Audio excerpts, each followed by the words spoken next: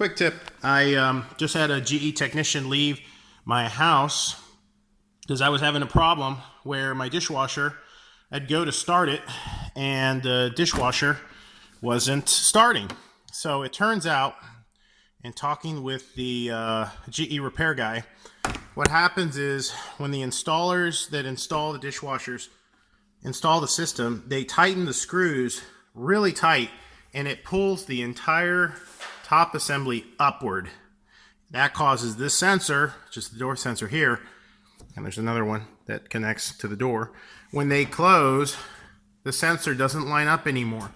So he said that there's two ways to fix. Either you push down on the middle of this entire assembly and pull it down, or you put some shims here up on the top to push and wedge this thing down. And then once you close the door and you hit start, it actually starts up. So you see, a second ago when I had this thing, it wouldn't start.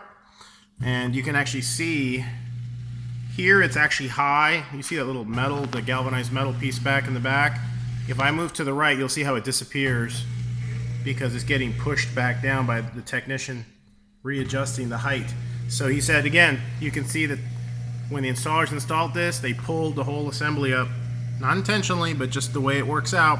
So if you're having this problem, push down in the middle or shim it with he recommended paint sticks or something like that, something that'll you can build up, or I've heard people say use some metal washers to create that gap.